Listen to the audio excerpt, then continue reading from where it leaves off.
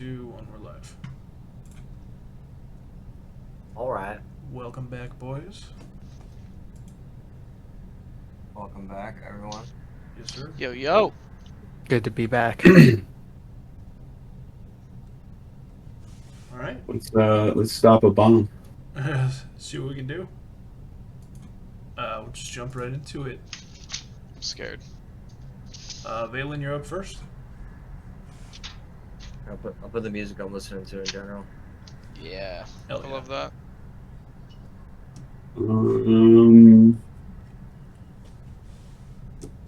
So I'm behind. They can't see me right now. Yeah, you're still outside the doors. Is there any rolls for like criticals or anything if they don't know I'm there? Any sneak attack? Not unless you're a rogue. And it's something, it's like a different kind of feature. Yeah.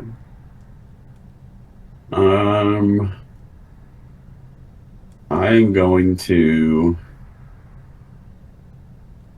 magic missile this guy. The wizard? Oh, shit. That's fine. We'll do that. He did, if you guys remember at the end of the last episode, before we rolled initiative, he did cast something on himself that went through. So, go ahead, cast magic missile then. It automatically hits, roll the damage. Yeah, I get 2 shots, right? Yeah. Okay. So, That's a crit, baby. Oh. well, it doesn't. 20. You can't crit with it. It just hits no matter what. It's just damage. So you did 4 total. 2 and 2. 1 second. Wait. It's not an attack. You know what I'm saying? It's like certain spells, like that aren't touch attacks. You don't even roll; they just hit. They just go through. So it doesn't matter what AC you roll. Yeah. And you don't get crits. Yeah, correct. It's not like a touch attack or a ranged touch attack or anything. Okay. Is that how all magic works? All magic hits no matter what, basically? Unless there's a save. Is this right here big enough for me to hide behind? No. Not really. It's like all the furniture in the room is effectively just difficult terrain except for the round tables. All right, I'm gonna stay here and have my turn. Okay. So hang on 1 second.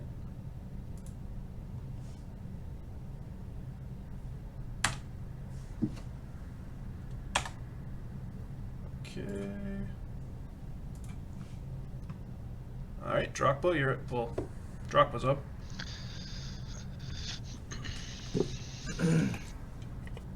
Alright.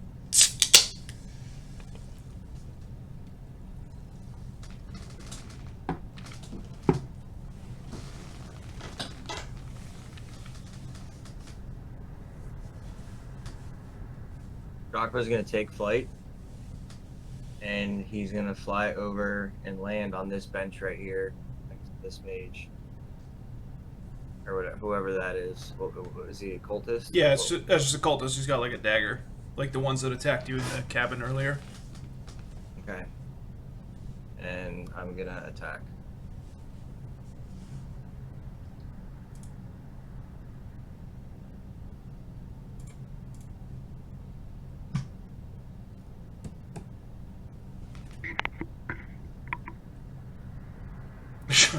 Yeah, that hits.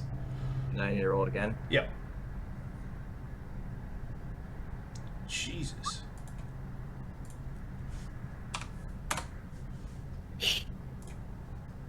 All right. Widegrowl. Unless you want to do anything else. I don't think Does there's he any- seem like he's fucked up from that? Did he react to the hits roll perception. on Darakb? Yeah.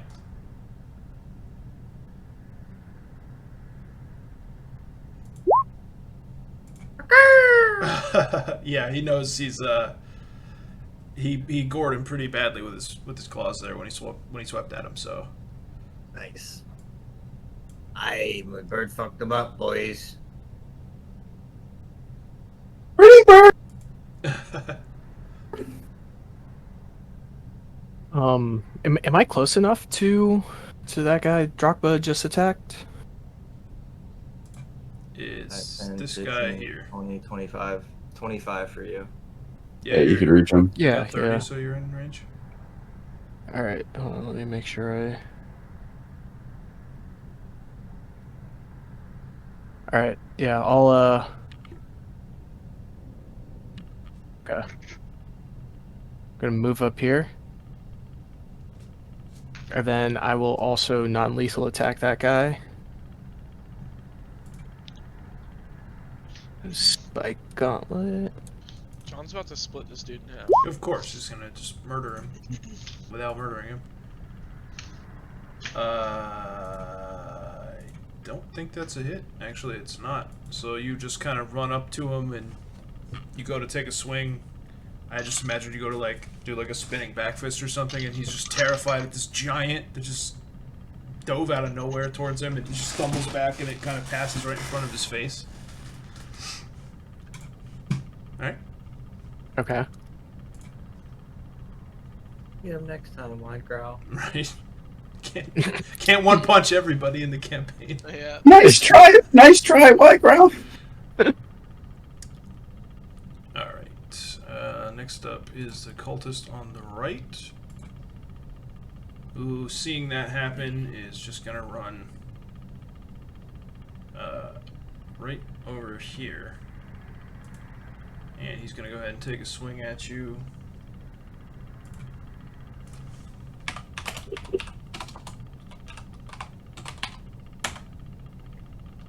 And misses.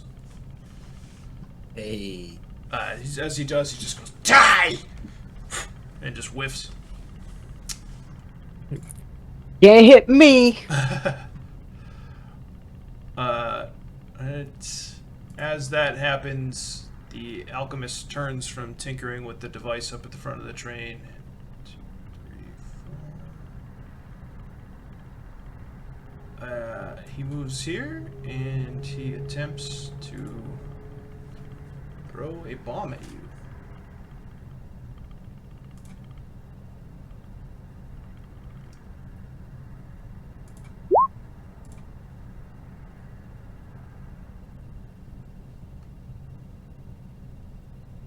Hang on 1 second, let me just...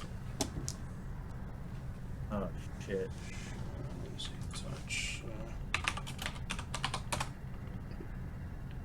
Oh, Jesus. And he goes to, like, chuck it, and it just slides out of his hand, and it falls a few feet ahead.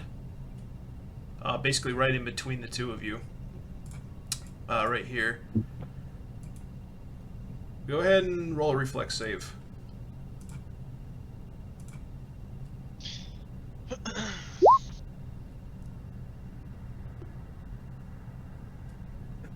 Where's that on issue?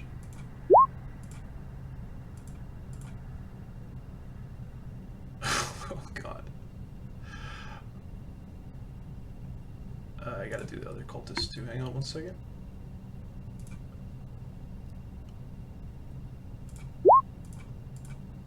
Jesus. Okay, so you managed to like get a hand up or something and kind of duck back. The two of them are not so lucky. They both take 3 points of fire damage, and the cultist on the left screams as he immolates himself and dies. That is not the way I intended that to go, that's for sure. Got the arm of a daisy, boys. These guys they're kind of like madmen. They don't really care who or what they hit. All right, Alafair, you're up. They also don't know where you're at. You're still stealth from before initiative got rolled. Yeah. Can I see the bomb from where I am? Yeah, vaguely. I mean, it just looks like a weird mechanical device. You can't see details, but it's big. It's like man-sized. It's up at the front, but you can see it. Do I know what it is or like how it works or anything? Like, have I seen one before? would that be? Arcana, engineering, maybe. Engineering, I'd say probably, or dungeoneering. I mean, it's thaumaturgy, so I'll say you could use Arcana. We'll just treat it as book learning.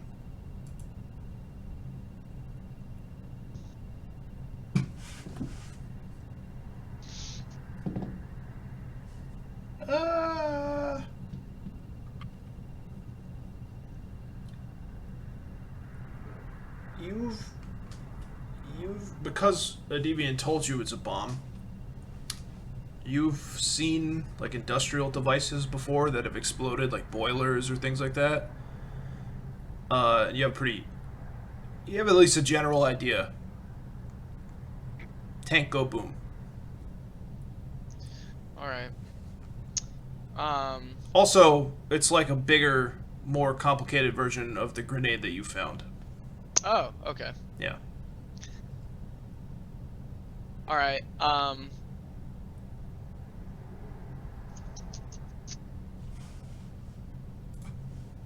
just kind of like see what happened with Widegrowl and the alchemist, and I'll just pop my head up from the table and stare at the alchemist and say, "You missed your first. How about another?" And I'll cast mass murderous command on him to attack the other cultist next to John. Okay. Next to Widegrowl. 1 second.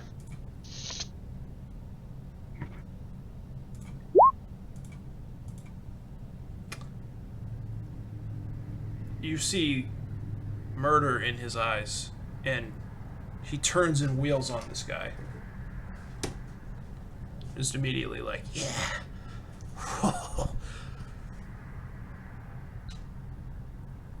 How much damage does he do to him? Well, it doesn't hit him till next turn, so. Oh, okay. Yeah. Gotcha.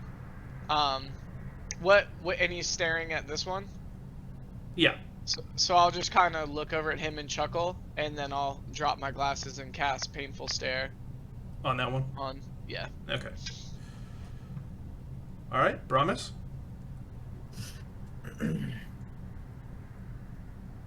Alright, I already have my bow drawn. I'm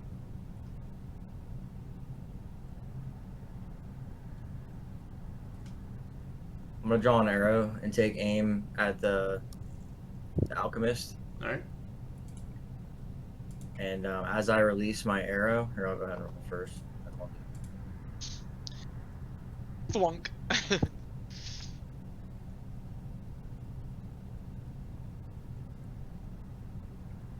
Sorry. Rock was up. Good.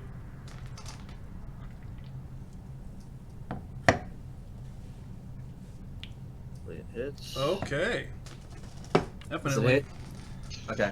So as I release my bow, as I release the arrow from my bow, like a flash happens in my head, and like I almost like have an out of body experience, and I see the devil in gray in front of my face. It just like flashes in front of my face, and the arrow flies through the air, hits the alchemist, and my eyes turn blue. And Darakb like stares at me. We both just like lock eyes, stare at each other, and his eyes turn blue. And all of a sudden, he opens up his wings, and electricity just like starts like staticking from his wings to his feet to his beak. He's like almost like a dark blue Zapdos or something. He like turns into like an electric bird. Fuck yeah. Like it's just sparking between his talons kind of thing. Me and him lock eyes. Both of our eyes are blue, and then he just like lets out a shriek and swings his wings open, and it's just like electricity flying from him. Just blue electricity. It almost like it's like cackling as he's sitting there. That's fucking sick.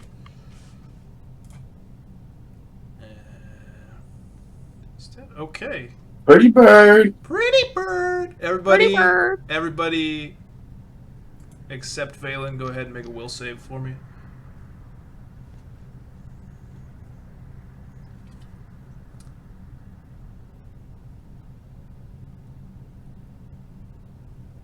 Oh my god. Darakb 2. Actually, never mind. It doesn't affect. Okay, so as that's happening, as Darakb just like engulfs himself in electricity and lets out this primal screech, the wizard starts chanting again. And when he completes his sort of arcane chant, Alafair and Brommus both fall unconscious, asleep, and hit the deck.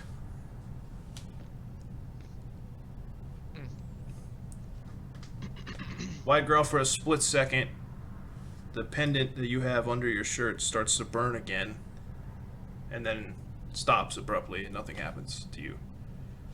Oh no.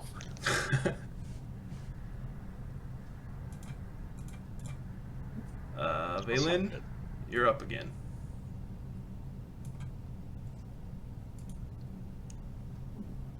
Alright.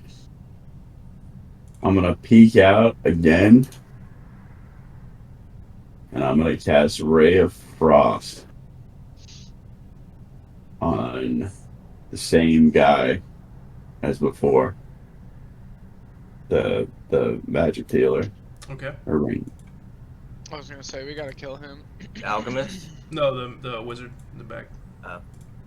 Yeah, the alchemist is fucking getting ready to fuck this dude up. Okay. So you see, well, what's it look like? Describe Ray of Frost. So I cast all my spells like this, and just icicles come out of each one of my fingers, and then they just kind of spread out wide and then coalesce on the target, Nice. So right after he finishes, and then chanting- shatter when they hit him. Nice. He just gets like speared full on by this and takes a step back. Clearly, not. He's out of it. He's that hurt.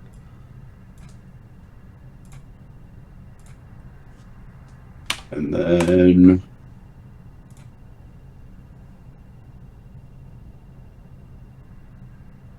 let's see if I got it. I'm just gonna tuck back into my little hole again because I'm not really saying this, but I'm coming out to like hit them, and then I'm tucking back in, you know? Yeah. So I'm just gonna tuck back into my hole again. All right. Darakb. Does Darakb notice Brommus go down? Yeah. Actually, make a perception check. Let's see. She had a pretty big moment just happened. So. Oh yeah, he saw.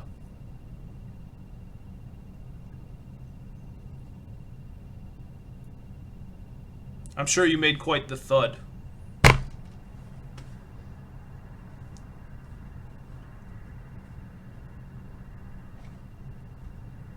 Darakb attacks or moves in between the or he moves on the backside of the sorcerer.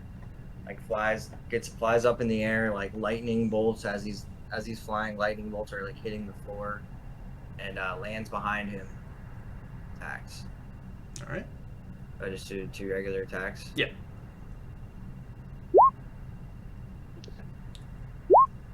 Ow. And then go ahead and roll 1d6 twice. Not 2d6. One for each of those.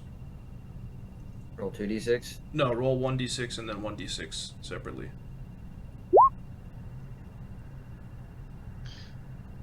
I didn't even realize you have the little dice button up here on the toolbar that you can just click instead of typing out /R. The man's clearly stunned from the impact of the Ray of Frost, and he's just like staggering a bit, trying to keep up with the owl that just darts right past his head. And he manages to turn around, but just a little bit too slow. And both talons, electrified, just... And the second one lodges into him, and he just starts cooking alive. He's just being like zapped and microwaved almost. And he falls to the floor. Very Hell dead. Yeah. Very dead. Fucking ice grease, motherfucker. Surprise, motherfucker. Seeing this, the cultist on the right, absolutely enraged, takes another swing at Widegrowl.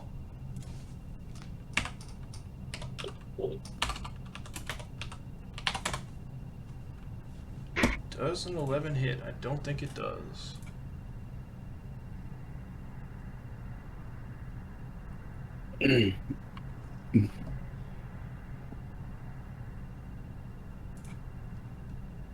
John?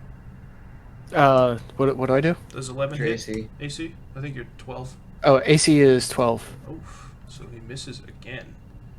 And absolutely pissed. Just terribly mad that he just missed a second time. His buddies are dying around him.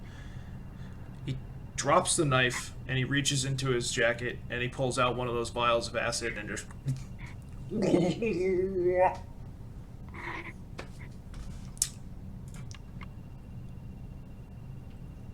And as he does, the alchemist smiles madly again and just goes, "Oi, Jeffrey, catch!"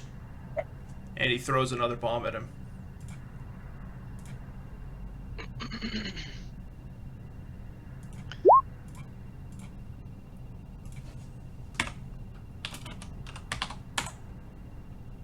Oh my god, dude.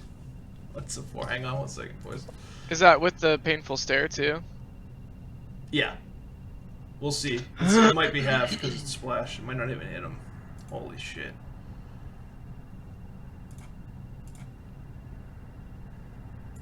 Oh boy. Where's the full top left?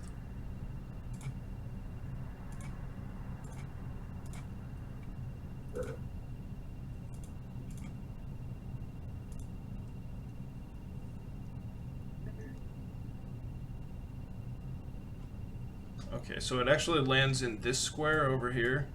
Widegrowl, make a reflex save.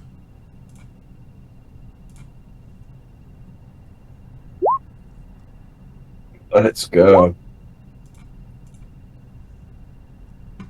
Nice. So you and the alchemist both managed to like jump back again in time for the explosion to go off. And the alchemist just looks at himself all confused, like, what the fuck? Why did I just do that? He turns and he kind of looks in Alafair's direction. Brommus, you're up again. Oh man. Let me see. 1 second. Let's go for sleep. For one ground. That's not what I wanted him to do. They're asleep though, right? Yeah, but I think you might be able to negate. Oh, he's just looking at my limp body on the floor. That's not good. Never mind. Okay, Brommus, you are unconscious still. In Pathfinder, when you're prone, is it disadvantage on range attacks? It is a -4 penalty unless you are wielding a crossbow. Gotcha. Anyone who is asleep, though, is helpless under normal circumstances. Obviously, he's not under direct threat because he's all the way in the back, but you could be coup de grace in your sleep and stuff, which is 1 hit. That's not good. Okay, back to Valan. Should be me, Wait, or maybe. no, it's Valan first. All right. All right. Wait, did you go? Did you attack? You only attacked once, right? I've already gone twice. Widegrowl, I skipped you by accident. Yeah, Widegrowl's got to go. He never went. Fucking dyslexia or something. I'm after Darakb. Yeah. Right. Yeah. Okay. So technically, those guys just moved ahead of him, which is not a big deal. All right. I'm gonna use Hellfire Strike.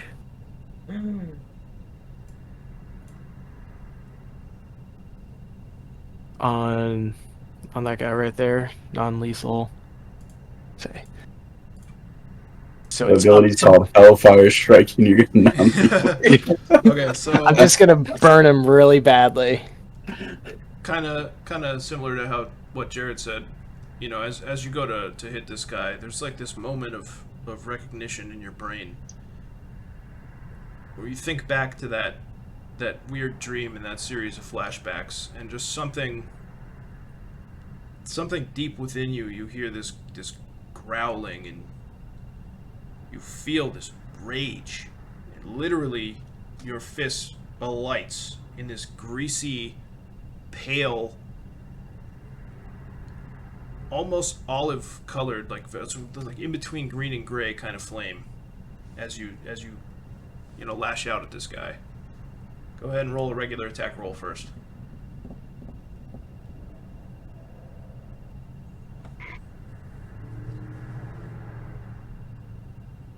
Oh. Okay. And roll 1d6.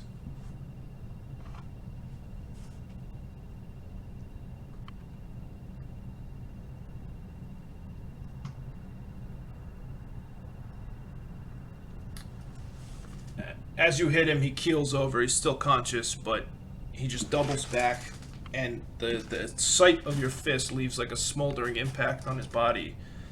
And only you hear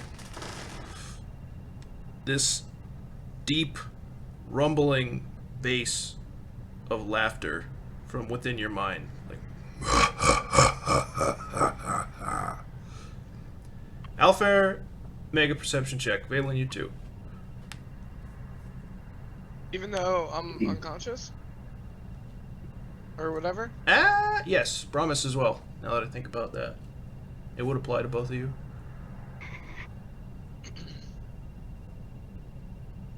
The three of you, well, the two of you are unconscious. The three of you smell rotten egg,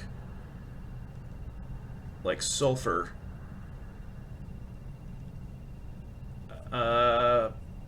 Valan, you can roll knowledge religion. The other two are unconscious still. Heard of this before? You don't know what the fuck that is. I don't know. It's bizarre, but maybe it's the bomb, maybe it's residual from the grenades, but yeah. Smells like Bagussy in here. Widegrowl, you go ahead and roll knowledge religion as well.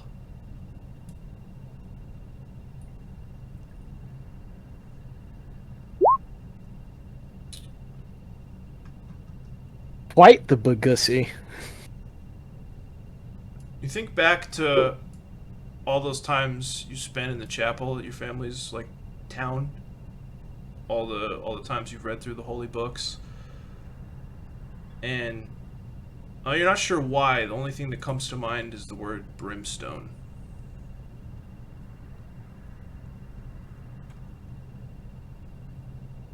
And now, Valan, you're up.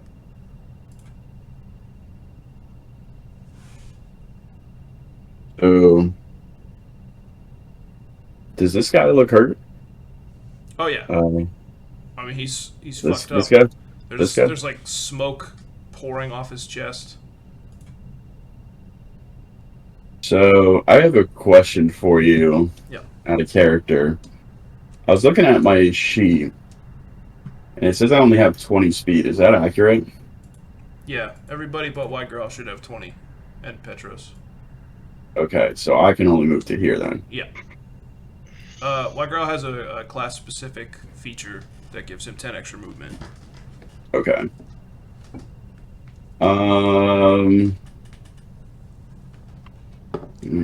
Okay. I'm gonna move to that square right there. And I'm gonna say, you've had fire. How about a little ice now? And I'm gonna launch a ray of frost right in his eyeball. Hell yeah. This dude is getting fucked up. Oops, whoops, I didn't mean to click that one, sorry. All good. You fucker. What is this touch AC? Hang on 1 second. I think that hits. Oh. No, touch AC 11.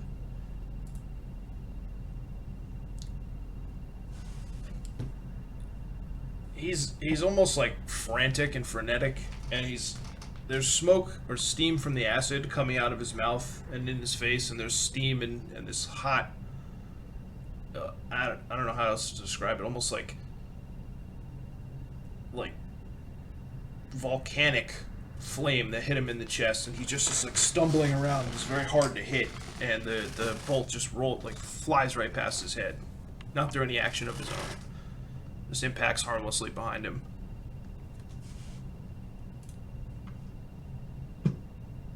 Be Darakb, unless you want to do anything else.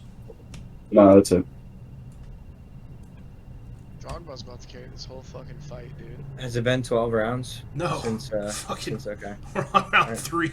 Alright, I didn't know if it was like every single turn was a round No. or like every rotation. One complete Alright. for the whole battle. Yeah. Darakb tastes blood. His beak is cut. He's been over there burying his face, rubbing his face in it. Just proud of his kill. His talons are covered in blood. He's still shocking electricity, and he flies over this alchemist and just puts the paws on him. Let's see it. Wait, hold on 1 second. He's ripped out that guy's entrails there and has been eating them, is what you're saying. Over there just feasting, just healing himself.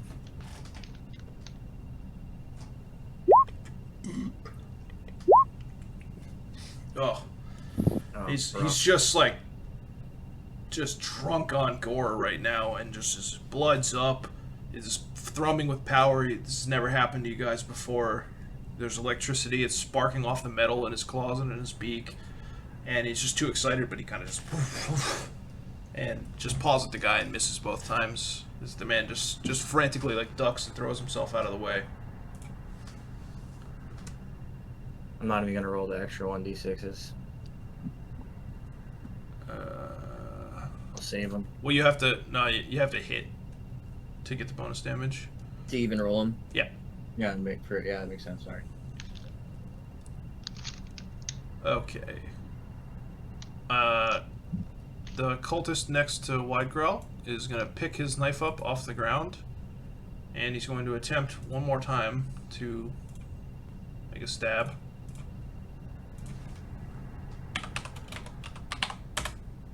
Jesus. Just can't see through all the smoke and the steam around him, and his face is like starting to deform from the acid, and he just like ineffectually and it just kind of grazes against the front of your tunic, but nothing happens. Better luck next time. Nice move. Yeah, he's got the alphabet buff.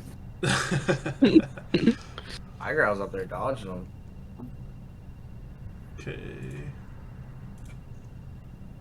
Now, as the alchemist, kind of is dipping, ducking, dodging, and diving over there, trying to get out of the way of the bird, he goes ahead and pulls his dagger out, and he's going to go ahead and take a swing.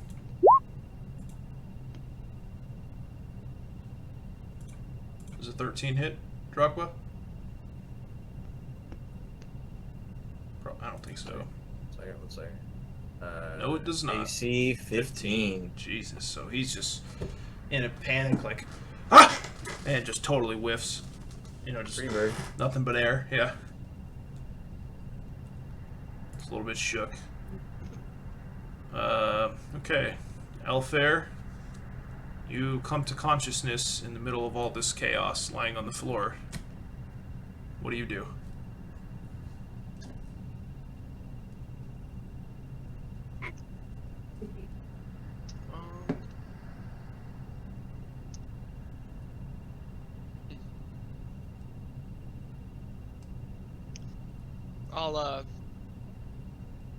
I guess I'll just kind of wake up sort of distressed and survey the room and see what's going on. And is Brommus still unconscious? No, you both come to at the start of the round. Oh. Okay. He just doesn't act yet.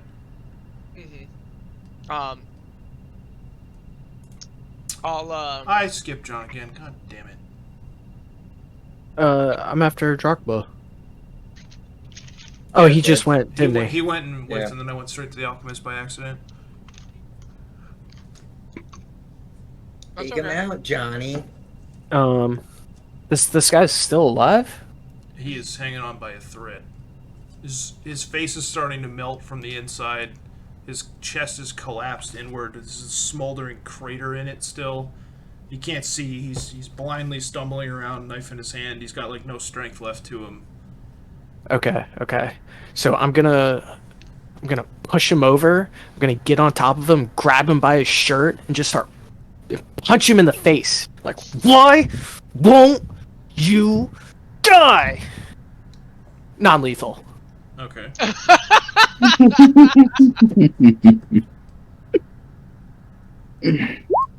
Huh?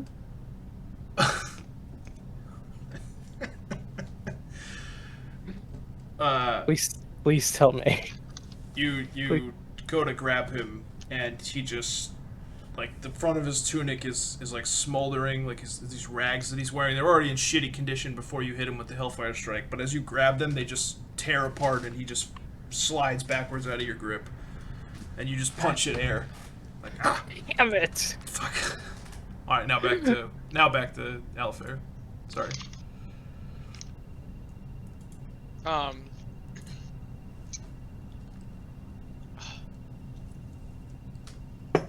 As Widegrowl reaches for that guy, and he kind of staggers backwards, I'll pull out my necrotic wand and fire a round of it off at him. All right.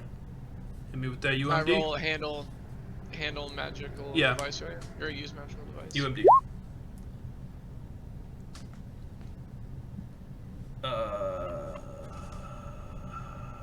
What's the actual DC on that?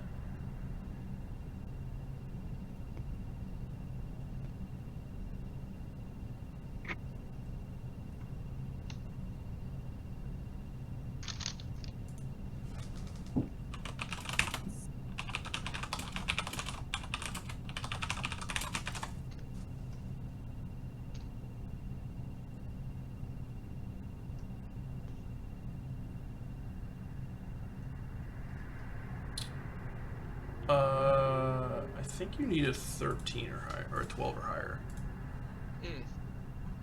So, Well, just, and nothing happens. Just kind of sparks for a second, and he flinches a bit, like, nothing comes out of it. alright. And I'm still casting Painful Stare on him. I think I'm still... Okay. Yeah, I'll end my turn. Nice of you to join us, Mesmer. How was your nap? I just kind of like shrug it off, like... Alright, Brommus, you're up again. You have also come to, face down on the floor. I come to face down on the floor. Do I know that it's from the sorcerer spell? You have a pretty good idea. You can roll Arcana if you want to. Well, do I know if it's from the sorcerer spell, or do I think it's from, like, what happened to me when I shot my arrow? It happened right after. I don't think you would know.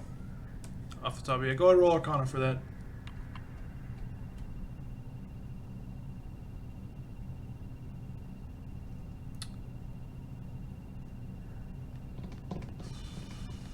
You think that may have had something to do with it? Maybe it made you more susceptible, but you recognize a pretty run-of-the-mill sleep spell when you see one. Got it. And Okay.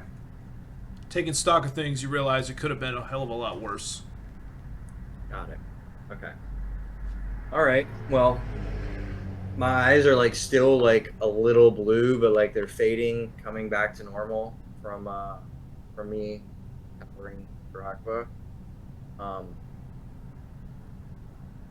I step on top of this table right here and draw my bow and attack this cultist right here. All right.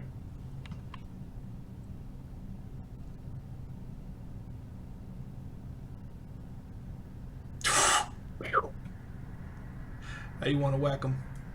I pull that thing back. I turn my bow to the side like this, shoot it like sideways, I know this is the kill shot, and I let that thing go. Arrow flies and hits him square in the same spot that John already hit him in the chest. It just puts a hole through him. The arrow doesn't even stop. Just keeps going through. And hits the wood behind him, and he just, hopefully dead, falls to the ground. Very much. Like, sort of slides down the paneling of the table that's flipped over behind him, and it just the arrow being knocked in the wood, like, stops his body from slunking down all the way. Give it a shot, boys. Mark him as dead Can real quick. Can I cast a spell still, or is it a spell or attack? Did you physically move Yeah, I did. positions? Yeah, I Then no, did. you can't. Okay. Alright. Valan? I run up to this square, right in front of the cultist, and my blade starts glowing purple. And I have a flash of all the events that transpired, and starting with the murder of Dahlia, to the ritual, to the laying on the funeral pyre things, Mhm. and my blade like lights up purple, like almost like a purple flame, and I attack him with the arcane pool. Alright. Go ahead and make an attack roll. The longsword. It's +1 to hit, +1 damage. I'm just gonna hit him and then add 1 damage if it hits. Is that alright? Just for Yeah, that's fine. I'm saying, like, just so you know, you just add 1 to your attack roll after the fact, or you would do, like, you could set the macro up for however. Oof. and I tragically miss. Yeah, not gonna do it, unfortunately. And when I'm swinging, I say, "I didn't mean to." Oh. Holy shit. That's so good. Tears are running down your face. It's just cry like this happened as like an emotional burst. Like I didn't mean to. All right, Widegrowl, you're up. No, sorry, Darakb. Yep, Darakb. yep. Pretty bird. Ooh. Murder Pretty bird. Murder bird. Darakb. He just does like a 360 spin and like. Here, actually, let me roll attack first before I describe anything.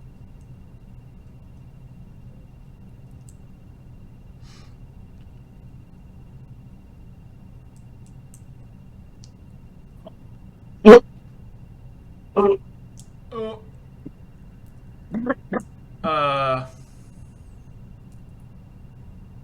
All right. You don't even have to roll the extra 1d6s. So Darakb like does like a 360 spin like with his wings out, like just spins around, and like as he's like coming to the end of the 360, hits him with the left talon, and like as that talon's like slowing him down, he uses that momentum and comes right back with the right talon and just like electrifies the alchemist, almost like a thunderbolt. You all smell scorched flesh, like that awful rotten stench of cooked meat. And he falls to the ground dead. Are we out of combat? You are out of combat. I run up to the bomb and investigate it. Okay. Anybody want to join him? I move up to the alchemist. Someone assist me. I move up to the alchemist, and before I go to move any further, I am going to cast. Hold on, my character sheet's bugging out. Decompose corpse. Oh god. Alright. I don't think there's a roll for that, right? I think it just happens. No, it just happens. It's a spell. So, can you explain what it does? Decompose corpse. The caster rapidly decomposes the flesh from a single corpse of a size huge or smaller, leaving behind a perfectly clean skeleton. They're just over the course of a few seconds, like it just starts, like you just see like skin start flensing itself off and disappearing, then muscle, and then connective tissue, blood, bone, and gradually just leaving this perfectly petrified white skeleton. So cool, but why? Smells like my mom's tuna surprise. Thought I'd get rid of the smell for us. Oh, okay, that makes perfect sense. I don't know why I didn't think of that. And I pull the hood over my eyes. I pull my hood over me. I run over to assist Valan. Yeah. Am I rolling with advantage now?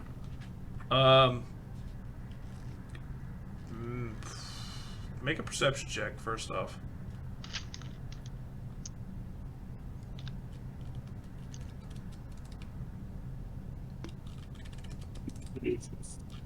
Well, while that's happening, just so I can move my character too, as soon as I see Drogba kill the alchemist, I'm gonna scream like, "You stupid fucking bird, the bomb!" And I'm gonna run. It's not letting me move my character for some reason. Select move. But if you can just move me. How did you get untokened somehow? Should be able There to do it it is. now. Yeah.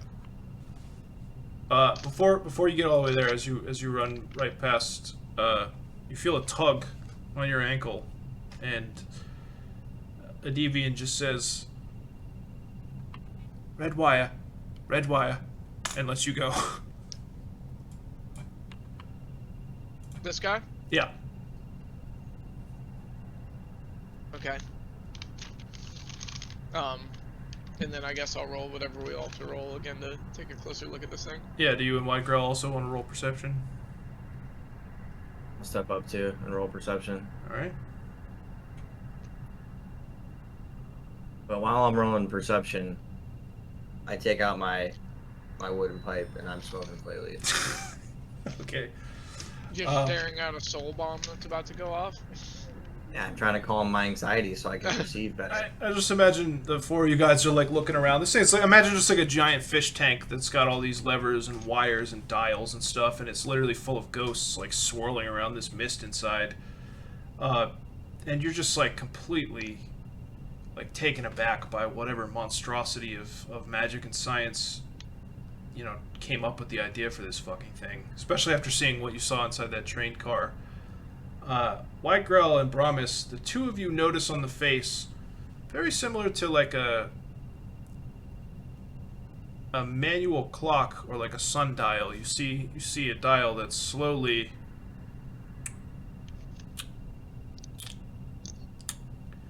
and you see after looking at it for just a second or two, go ahead and make an Arcana roll. Both of you guys. Oh, thank you, John. Yes. Coming to save the day. Widegrowl, you realize that there's about a minute and a half left on this thing before it's gonna go boom. I'm standing back like the drunk uncle at a barbecue while someone's barbecuing, just like it's like maybe like telling them like maybe the red wire. Oh, did you try the blue wire? And then I say, I think that's a timer on the front. But I'm just like standing back, hands off, not like a bunch touching of anything. a bunch of not car guys looking at their buddy's fucking engine. Yeah. I'm standing next to him, like, yeah. I mean, it could be that. It could be the flux capacitor. So You know. I only know like how much time is left. Correct. Yeah. I don't know anything past that. Pretty much. Yeah. All right, guys, we got about a minute and a half before this thing blows. I knew it was a timer. I'm gonna go back to the deviant, and I'm gonna ask him if he knows anything about the bomb. Yes, you must cut the red wire. It's going to blow if we do not disarm the thing. All right, I'm gonna go back over, and I'm gonna take my longsword, and I'm gonna cut the red wire. Well, Well, You don't know where it's it is. buried. It's buried inside the casing, inside the timer. Okay. You guys are gonna need to make. Where is the red wire, Mr. Deviant?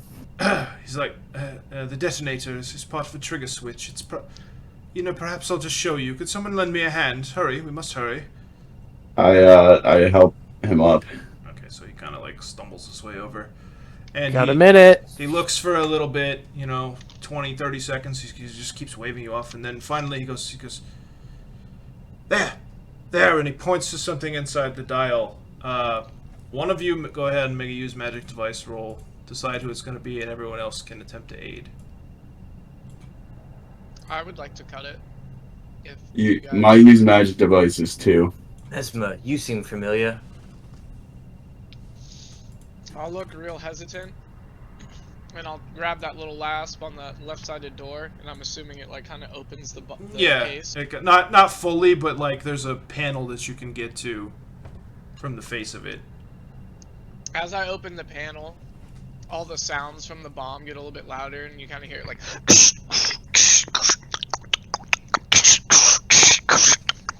And I'm like, I kind of like reach my hands in there and cut the red wire with my dagger. As he does it, I wince and I like turn away just in case something's gonna happen. Okay, so all you guys roll UMD then. Do Alafair last. All right. All right. All right. Darakb doesn't have thumbs. 2.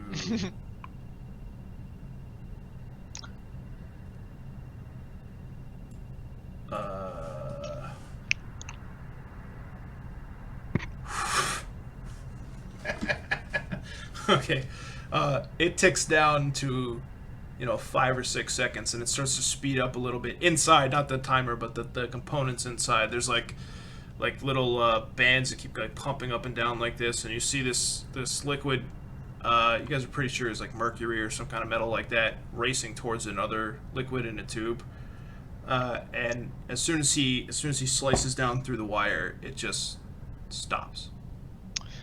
How many spells can I cast here? What do you mean?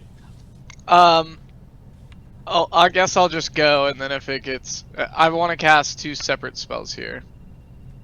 So as the mercury, like as I cut the wire and you see everything kind of like stops, I'll cast Prestidigitation, and as the bomb like, it'll kind of like, and like, and I'll cast Ghost Sound, and like the steam's getting,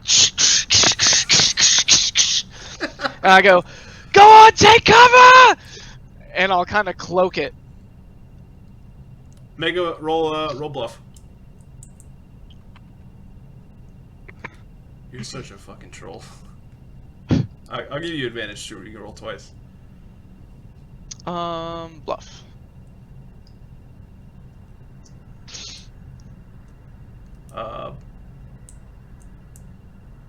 Jesus. Everybody else roll sense motive.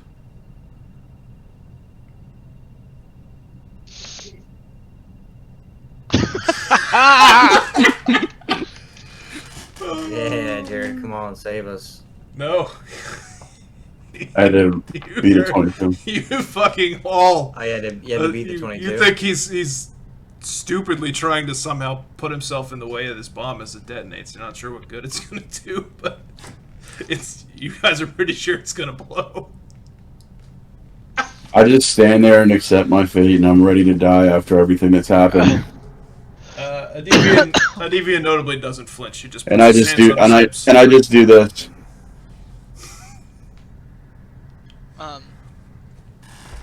Well, I walk up behind Widegrowl, and I grab him behind the hips. Hold on to him. Like a meat shield. But I'm like holding on to him like by the hips, like. From behind? Yes, from behind. Almost like you're on the bow of the Titanic. I'm guessing I- that everybody is kind of at least like, or like, wincing, like not staring at me. I'm not at all. I'm kind of No. hunched over trying to hug his arms, but like since he's so much shorter than me, like it's kind of awkward. So but I'm trying to hold him back, but it doesn't work. I'm like hugging his knees. I guess. I'm ready for it to take me. Eyes closed. And my eyes are closed, and I'm ready for it to take me. All right. As Well, this with that- as this takes place, each of you flinch back. You know, the noble couple kind of hold on to one another, and the servant girl next to them, they just kind of huddle together. The four of you all have this flash of indigo light, like, and it lingers for a few seconds, and you hear a woman humming, and it gradually fades.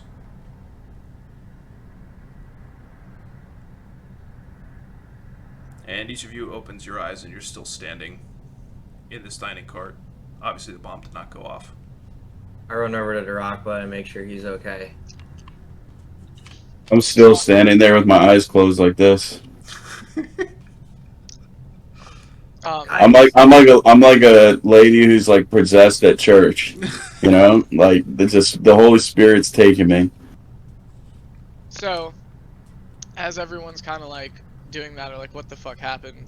I still have my coat, like I'm over the bomb. Can I roll sleight of hands to take those other souls out of the bomb?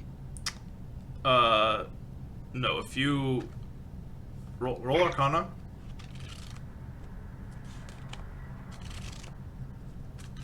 If you're pretty fucking sure that if you were to puncture the glass in any meaningful way, you would be overrun by the same. You remember the ghost that sort of bolted out through you guys through the cabin? It was a remnant of the grenade that went off in that cab. Mm-hmm. You think you would not survive the effect of hundreds of these things pouring out of a contained space through you. Still want it. No. like Raiders of the Lost Ark. Yeah, now I want it more. Fuck. Alright. Well, that was my intention, but I guess I'll kind of like look down and like as I'm like, you know, I'll look into it and I'll just see the one vial I have had like the one soul that hit the glass. Yeah. I'll say I grab it and like as I pick it up I'm like haha, I just see like thousands of fucking souls and it's like shaking in my hand and I'll kind of like startingly put it back and just step back from the bomb. Wise. All right.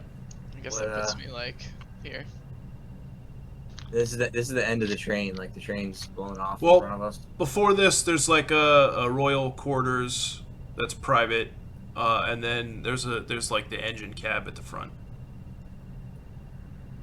Neither of which I have maps for. So. No. I wanna go check on Petros. Yes. Get to the back. Check on the loot, Petros. That's probably for the best. We were attacked up here. There was a man. He was wearing this bone armor, and he had this wicked spear. He was going after. The admiral. And as he says, I fucking told you guys. I told you guys. No one wanted to listen. I tried to. He tried to help. Yeah, Only you, Alafair. Brommus. I'll Widegrowl, I got a bone to pick with you guys. as soon as I hear the guy say the bone armor, I'll kind of look at Valan and message him and be like, the one we were hunting. I got Telepathic. Yes, I know. You don't have to tell me in my head. I just said that. Oh, you said it out loud, so now everybody. Okay. Yes. I like to keep things secret, bro. It even says yes. The one you told Petros and I about, the one we were tailing, as it happens. Anyway, I don't know. Something happened. The train stopped, and he let a bunch of men aboard. He let the cultists that were here in through this cart, through the dining cart. There's a door up here in the top left, like a hatch that goes outside. And as he's saying that, the nobleman sort of saunters over to Are you guys all standing together now, or Widegrowl, are you still far away, or? I'm right where I am on the map, kind of still like right in front of the bomb. Yeah, I'm chilling off. I'm tired. I'm kind of sitting down. Okay. Well, as he does, he sort of waltzes right up to the other three, and he looks at you all, like just fire in his eyes. And he goes, I am Horatio Lawrence Algermain Eustace Conrad Ordranti V, Lord of Admirals, retired, of course, special advisor to His Majesty my cousin, the Crown Prince Edward Ordwanti III. We're quite close, you see. And he wraps the three of you up in a big-ass bear hug, and he just goes, thank you for saving our lives. What the fuck is going on? And he looks over at the Deviant and he says, advisor?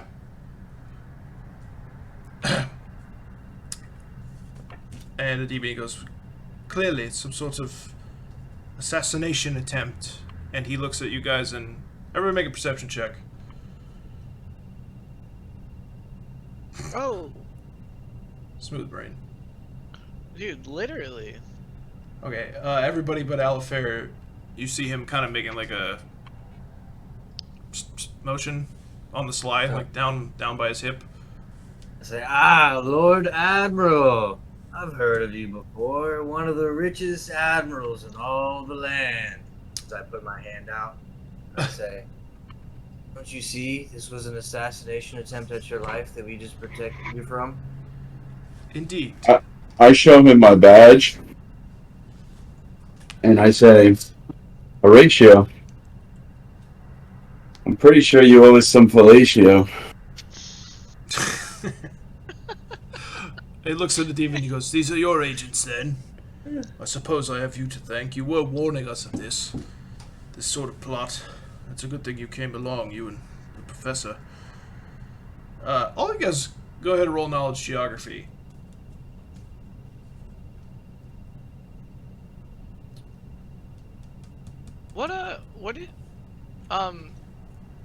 Multipliers do you guys have on perception? Is mine just dog shit? I got 6 to perception. Holy shit, dude. I'm 5.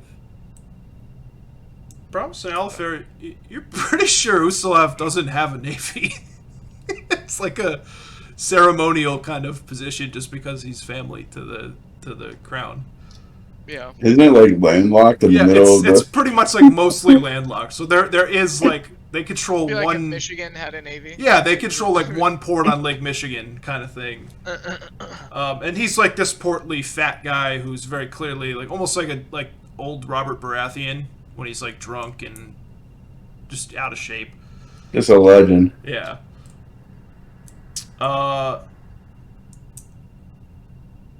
So the fellatio joke went over pretty well then with this guy. Yeah, you know, he laughs like very jovially. All you guys go ahead and roll knowledge local too. I wonder if you have actually heard of him. This is where I should.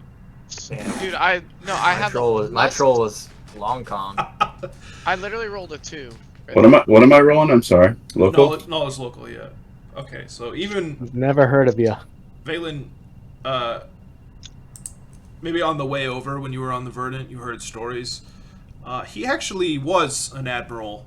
He was pretty well liked by his troops. He used to lead his Royal Marines from the front in boarding actions against Cheliax, which is another like major nation state to the south. Admiral, I trust you've heard of me. Valan Ermiel of Tionin. Oh, My father is the Speaker of the Woods. yes. I also trust that you'll speak to the crown on my behalf and tell them of my good deeds. Of course. The webcam was moved out of frame. But yes, as I said, my cousin, he's quite close. We're good friends. We hunt quite regularly, and I'll be sure to bring up your deeds. I've met your mother, you know. It's no surprise that you're a man of some renown. It's just ostentatious to the point of stupidity here. And he's just practically giddy that they didn't get blown up in this massive explosion. Well, come, let's have a drink. We're in the dining car. Do you like alphabets? I believe we may have more pressing matters, a deviant says. I'm already getting a drink. I just reached over the bar. I say, with my hand out still out in front of him. Gold? Artifacts? What is your life worth? What do you think we carry? Your duty is to the crown. But, perhaps a favor from the Lord of Admirals. In your time of need, it's worth more than any gold coin. And, a deviant says, the professor, what happened to you guys? I walk back over and hand the Admiral a drink. He takes it cheerily. And I try to cheers with him. We must get back to Petros. Deviant kind of walks closer to you, Brommus, like somewhat out of earshot, sort of stumbles over. He's still bleeding pretty badly. And he just goes, and what if the other matter in the cargo hold? Well, the sarcophagus was opened. It looks as if 2 different wards went off, or maybe some other kind of attack happened. There was snakes. There was a man with his head severely, how do you say it? Concave. Fucked up. And it looks like whatever was in that sarcophagus is gone, and they ran into the woods with it. So that's where we're at right now, Mr. Deviant. And the professor, he's not dead. No, he basically did some shit that I've never even seen before, and jumped out of the window and ran across the side of the train like, I don't even know, some kind of magic, and then we heard a bunch of booms in the back. I'm assuming Petros was fucking them up back there. And then we went back there. Everything I just said happened. There's a bunch of dead guys back there, and there was a hole blown in the side of the train. And when we looked out of the side, there's guys running off into the forest, and there's fucking lights going off everywhere. Right. Well, our immediate priority should be to get after him and assist any way we can. In lieu of his presence, I'm the ranking field agent here. Your orders are to return to the cargo container, clear it of any threats, and embark into the woods after Professor Lorimer. Render what assistance you can. We'll remain here. Well, technically I'm the ranking field agent here, but I will begrudgingly go back to the cart. I see I'll we've follow. yet to learn our lesson about provoking level 13 NPCs in this campaign. He ain't gonna do shit. I'm just being a brat because I know that Petros is there to guard me. Is he? I'll follow I mean- behind Valan immediately and say, oh, we take orders now. And as I say that, I'll just kind of look at the body of the caster back here to see if there's anything magical that I could take off of him. He's got nothing. These guys are pretty threadbare. Roll sense motive. Me? Just Yeah. me? Yeah. I mean, anyone can if they want to try to piece together what's going on, but I think I'm gonna do it as well. Yeah. I'm just kind of. Well, let me. Yeah, hold on. I'm peering into this guy's fucking mind eye right now, dude. So, based on what the cultist that slit his own throat in the windowsill was telling you, and the events that took place in the rear of the train, you get the sense that this seems like it may have been some kind of a setup, and that the real goal was getting it to whatever was in the crate back there, into the sarcophagus. These guys are pretty threadbare for what would be like an all-out attack. You know what I mean? Like a suicide attack or a terrorist attack. They're pretty much wearing like rags and, with these crappy secondhand knives, bad blades. The bombs were not very effectual, like the grenades that the alchemist had. The fear grenades were, but you don't think that was his design. Both of us perceive this? Yeah. I mean, their intention... You can be pretty sure their intention was to set off the bomb, but that might not have been the only That was goal. these specific guys' intentions, but maybe this was a distraction. That this whole thing may have been a screen for something else. Yeah. Well, I'll kind of like flip his tarps open and like see what little he has on him, and I guess I'll like sense that like something's not right. Right. This doesn't Like, really seem. A spellcaster, especially in a group this organized, there should be...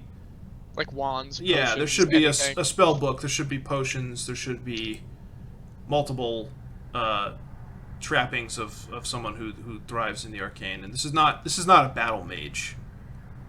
You know what I mean? They would be decked to Yeah. the These guys are amateurs. I'll Their tactics were not amateur, but their equipment. It's what you would give cannon fodder. It's what you would give. Yeah, the first you people think over that the they would. line. You think if they were doing a job like this, they would have came a lot more equipped. Yeah, I message Valan and just like kind of say like something's not right, I agree. Something is not right. and I'll just. This make must my have been way a here. distraction. Let's make our way to the sarcophagus. Maybe we can go out the train and follow these scoundrels. Do you guys want to take a peek at the front of the train and just see why it stopped, maybe, or Oh, is there another cart? I thought you were saying you not? didn't Not a have cart. map You could for that. like hop out Yeah. the side and just take a look. Like it stopped hop on the out the- tracks. Yeah. Let's hop out the side and see what happened. So, as you walk up, there's two more cars. There's the royal one, and then there's the engine, basically. And you see two engineers that they're kind of like hunkered down behind the front of it, just shaking and kind of afraid. But you don't look very clearly. You don't look like the guys that did this. Everybody, go ahead and roll perception.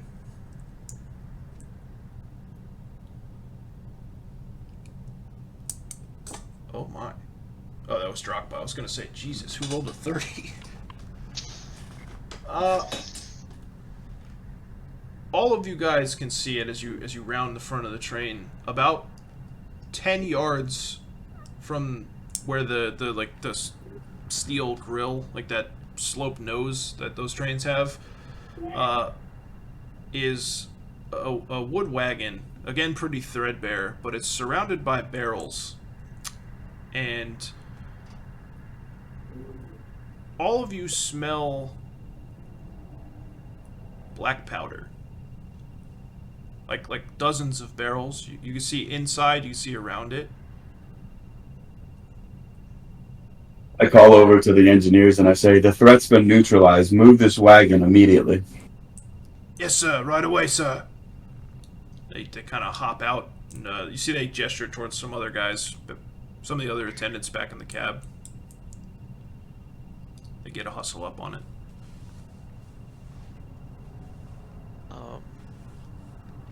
Can we investigate inside of it while we're waiting for these guys and just make sure it's only black powder and there's nothing else? Yeah. You can open the barrels. Go ahead and make another perception check. You guys want to check it too? I'm gonna hang out in the car. Promise cast spark. No, I'm just kidding. Oh yeah. I've already thought about it. Yeah, you're pretty sure that's all there is in there. They're not even like some of the barrels aren't even full. Some of them just have salt in them, but a few of them are actually lit, and it would have been enough to potentially derail the train.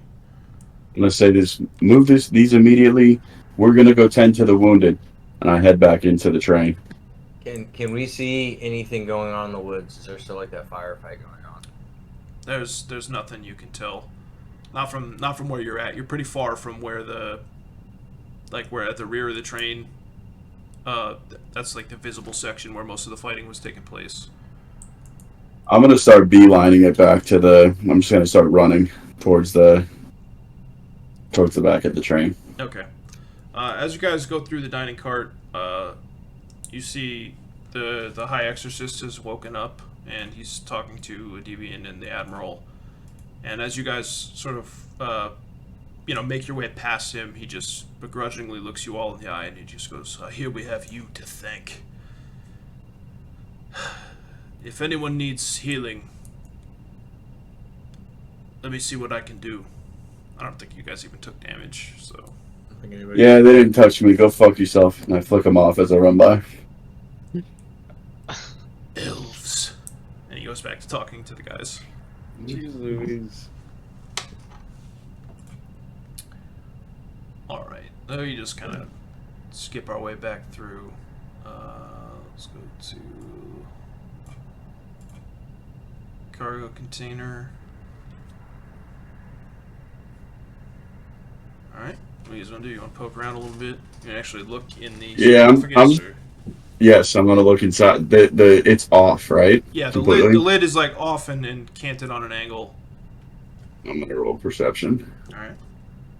I'm gonna say, Widegrowl, can you take a hit of this flay leaf and get these bodies out of here? I don't want to look at the dead body. Yeah, let me. Why don't you cast your decompose thing again? You can. Can I hit if that? you guys just want to be chilling with skeletons, yeah, sure. I was gonna use that in my pocket when it was needed. You know? Yeah, and I passed the flay leaf to Widegrowl. I mean, I thought it was pretty cool. I just maybe. Say if you want me to, Valan. Got you. I kind of want you to. And I cast decompose corpse on the body right next to him. You can do it on both. Same damn. I'm just like bending down, like watching it decompose. I'm like, what the fuck? All right, is you're peering into the sarcophagus as well? And then I go look into the sarcophagus. Okay. What are the rest of you guys doing in the back over there? I'm joining Valan. I'm hitting the flay leaf and then walk over because the bodies are gone and they were kind of icky. My headset died. While they're doing that, I know that we've been in here before, but I guess I was kind of in the casket, and I kind of ran out, so I was trying to run away from everybody. Do I see anything of value in the room, like at a first glance? Make a perception check. Nope. Nothing. Everybody but Valan also roll perception.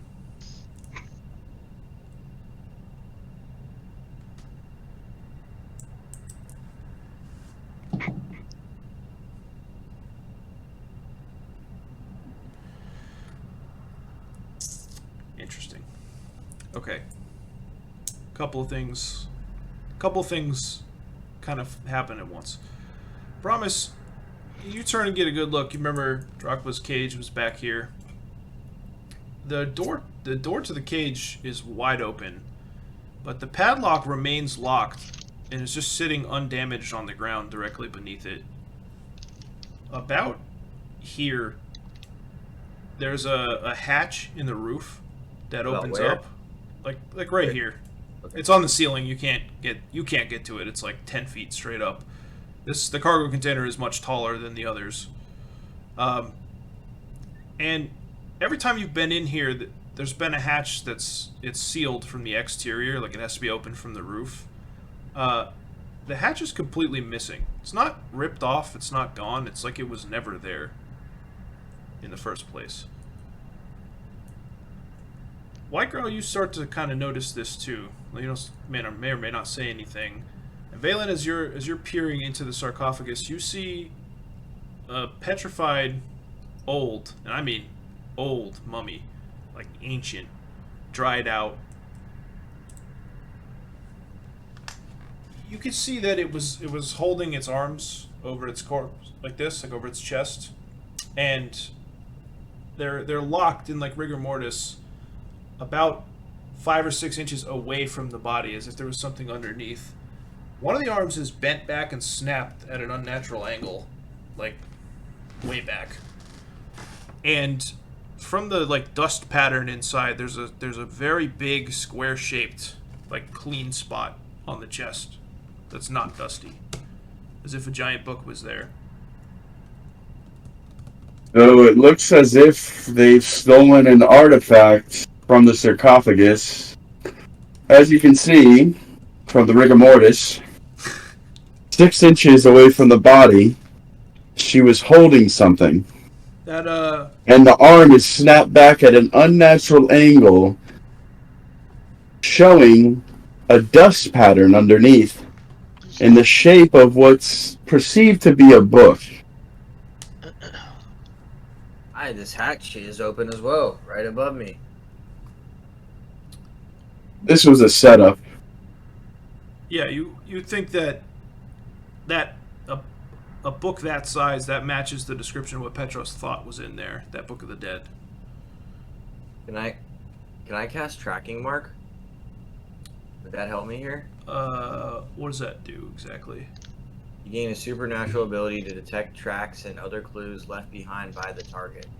Treat the DCs of all survival checks made to track the target as if they were 5 lower than normal. Gain +5. Bonus on perception checks made to notice the target if it is using Damn, Josh. or recognize if it is using disguise. You can make a survival check. I don't think that ability applies here, but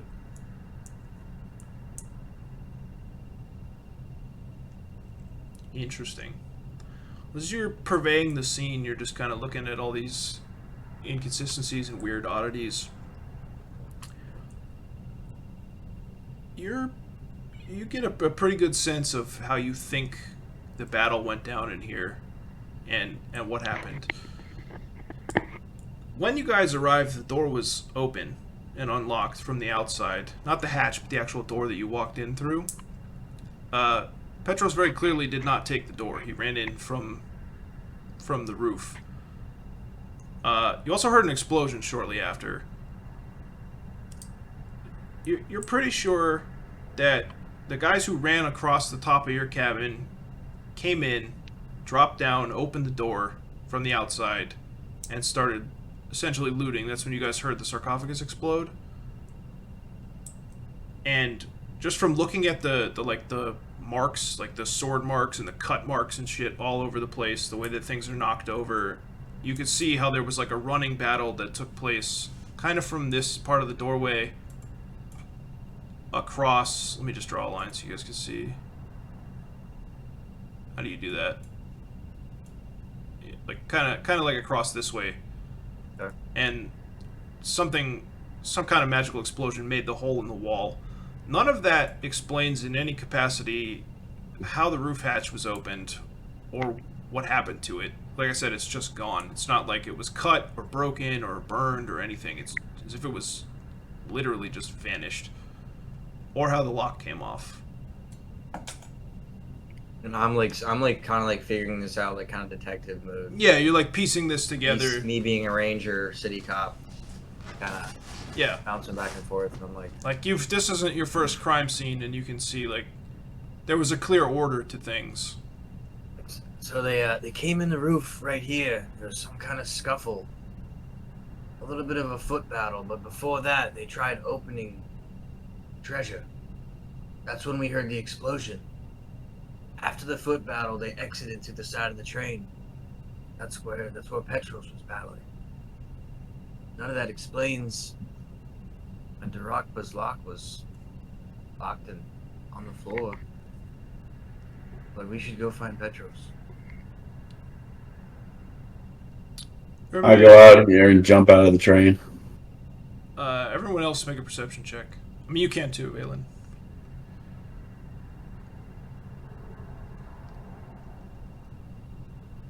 I'm smoking on that perception. Holy moly, boys. John, you rolled the 13, or was that from the last batch? I rolled the 13. Okay.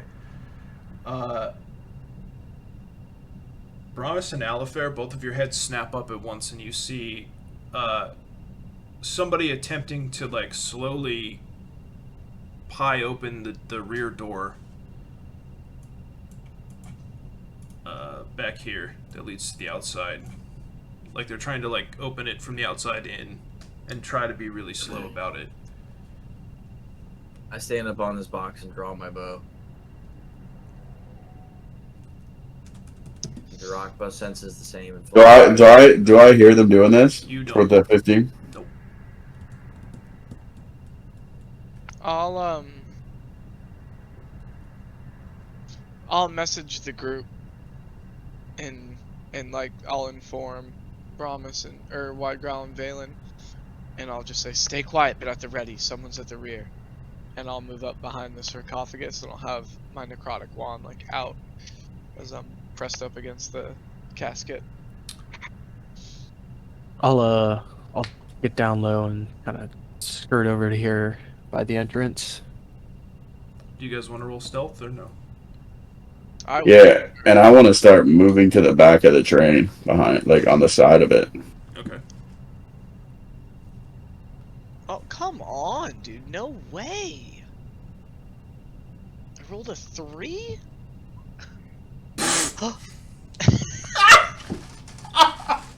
I got you beat, bro. Growl's like kicking tins. Yeah, he's Flipping over everything. He's holding a leaf in front of his He face. steps on a box to step up over it and just breaks his foot through. As he does, you guys hear ah! And 3 guys kind of fall in through the door. You guys, well, Widegrowl, you recognize Rad and 2 of the farmhands that you hired back in Chastel, like hiding behind him, like ducked down as he's holding this like little lantern with the panel shut, so you can't see the flame. And you hear him just go, who goes there, man? Radius? Widegrowl? Oh my god, I was about to kill you, man. What the fuck is going on? Oh, so much stuff has been going on. I punched the guy really hard. He burst into flames. I come around the back and I got my purple sword drawn like this. They're Tusk brothers. They're Tusk brothers. Oh, Tusk brothers. Rad looks at you and just goes like, "Oh my god!" Like you just end bombed, basically. Oh, You know these guys? Do I? I start dapping one of them up. Tusk brother. He's like a guy in his like late 50s, like this super rednecky cowboy with a long ass like Rip Van Winkle beard. He's just like, all right. I hug him. I look at him. I look at him over Valen's shoulder. I'm just like, I mouth like, just go with it. He's like, look, man, I don't know what the fuck, man. We heard explosions and metal, and man, the cows are all freaking out. The guys are all freaking out. You know, there's like 6 of us back there. We're worried sick. I've had to come do something. What? I mean, the train fucking stopped. Like, I don't know what's going on, man. You guys look like you fared pretty well. I mean, we heard noises from up your way too, but I didn't want to just break cover and run. Yeah, you know, we had to handle our business. You mean I go to dap you him wanted up to again. Hide. No, well, I mean, you roll sense motive if you want. No, I'll let him have it. Rad's not a bitch. He's the dude that like taught you how to fight and throw down and stuff. Like, Oh, if okay. anything, he was like looking after your investment, trying to make sure that like 50 cattle didn't escape from a pen. All right. Well, I say that like just give him shit. Like, He just is like, fuck you, man. And he's like, all right, well, is it safe? Is it all right to move around, or?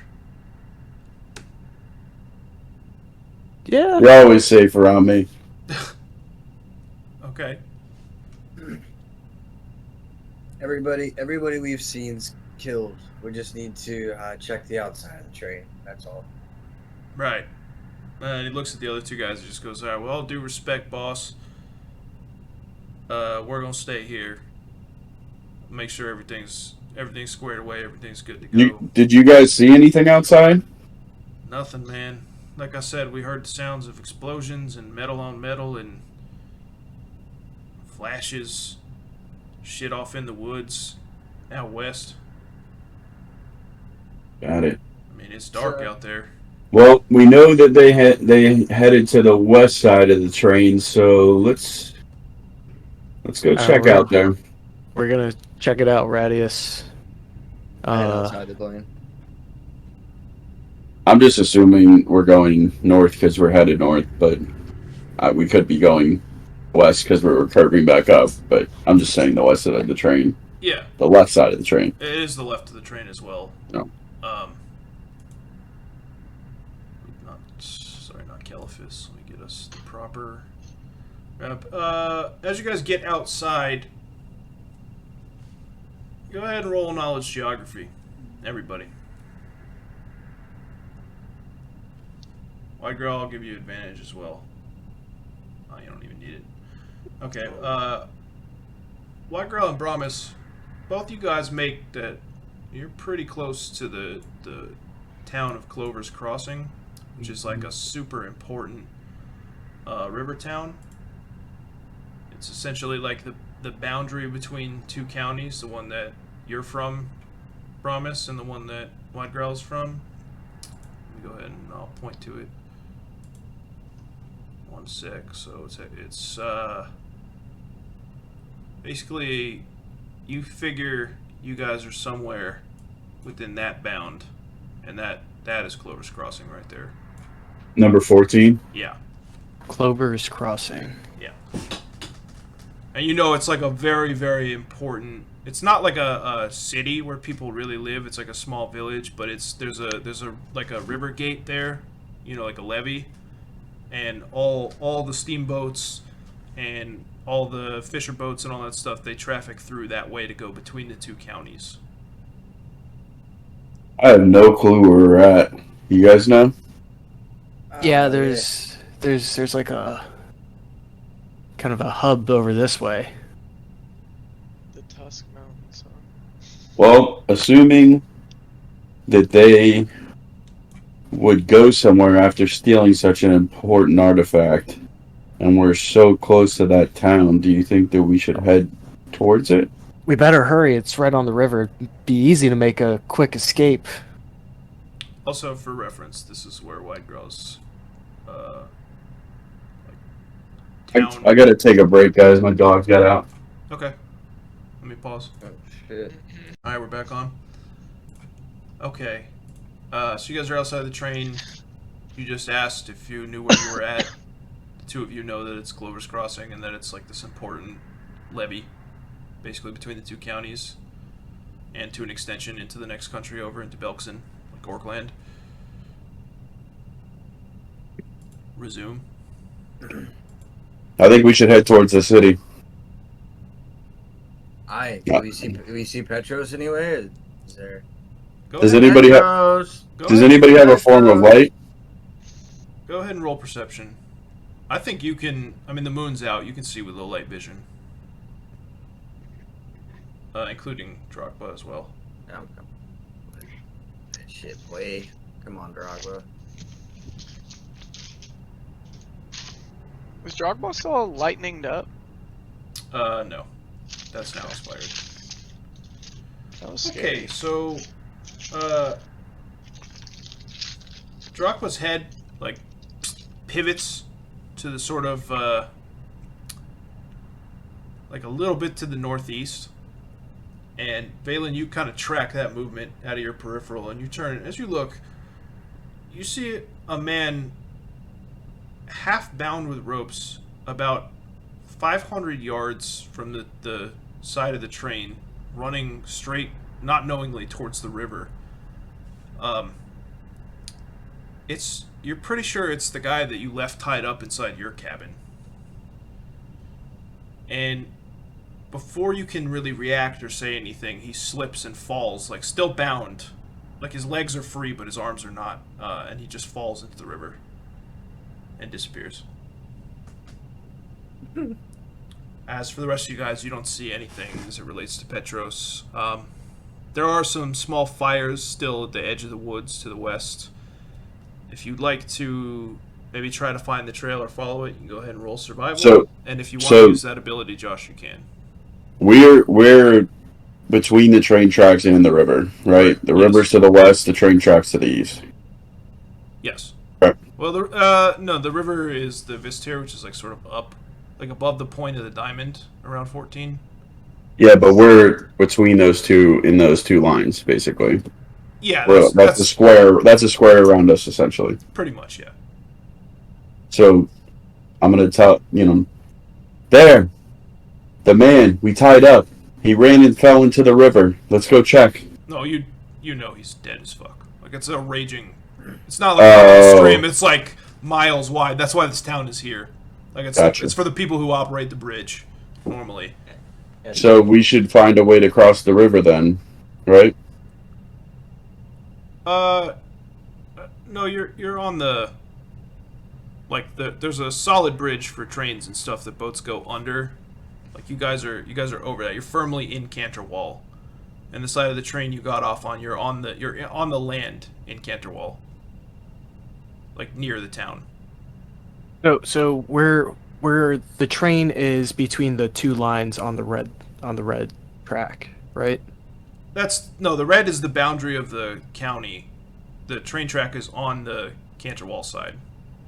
Okay, so we're... Are we on... Is the river on the right side of it? Like... Yes, it's on your right. So, like, I didn't do a good job of explaining. Oh, okay. But you guys left Chastel, and, like, the train crossed over into Canterwall, like, here, and is, like, hugging the river on this side. So we're essentially, like, right here. Yeah. You're basically... Okay. Not so, down, but yeah, up, yeah, there. So let's head towards the town and see what we can find. I'm gonna cast tracking mark and try and find Petros' trail. Okay. Go ahead and roll survival.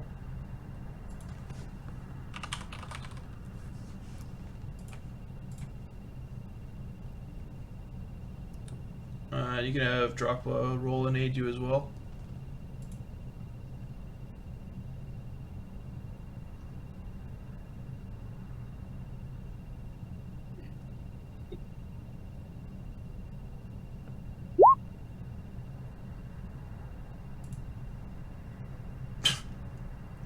All survival checks made to track the target as if they were 5 lower than normal and +5 in perception. Okay. So you take a moment to study, and you just sort of like, you see a clearing towards the edge of the woods. You can tell the town's kind of on the other side of this wooded area. You see the path that, like, clearly there's bushes like whacked out of the way, and there's some branches and stuff still smoldering, and you're able to like pick the trail up and sort of tear through the remnants of this running battle. Guys, as you run past through this area, you can make a perception check too. so guys, I'm on a trail. I got something here. Let's follow me. Follow Brommus. I'll do a perception check. 18 plus 5. You see, as you enter this glade,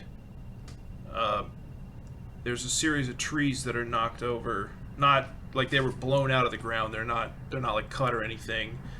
Leaning up against one of them is a dead man in the cultist robes, and as you look closely, you can see that his tongue was cut out as well.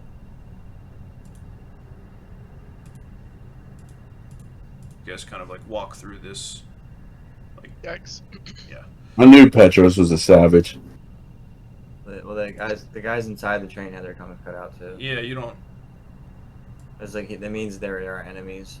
Are you assuming it's Petros cutting it? You guys wouldn't. I mean, you wouldn't necessarily know. I'm just assuming. I have no clue. I assume we're tracking Petros right now. Yeah. I kind of think that they have them cut out so they can't speak because they're like lowly. I want to intimidate. cultists. I want to intimidate the guy.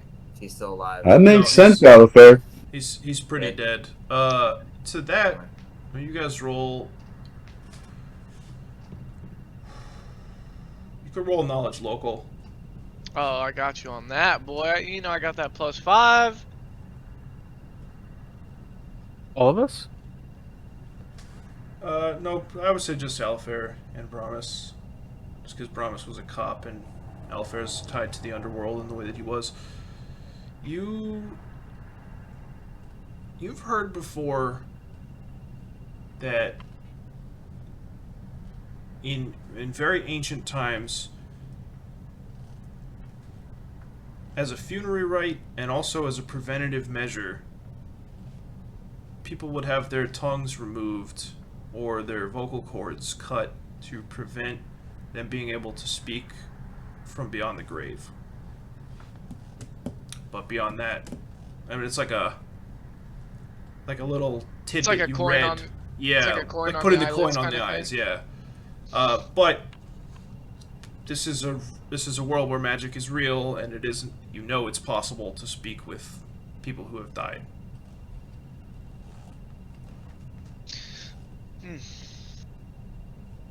Okay. So I'll whether as a literal preventative measure, if it's real or not, or as like a ritualistic one, where they think it's real. I got you. I'll keep that to myself. I'll note it. I guess we just keep transversing through the woods. Yep, you go ahead and make another survival check. All of us? Just promise. Oh. You guys can aid if you want to. My survival's dog poop. I imagine this is like a manhunt type thing where you all sort of spread but not too far apart. And each of you is like pointing out details and it's helping it build a bigger picture.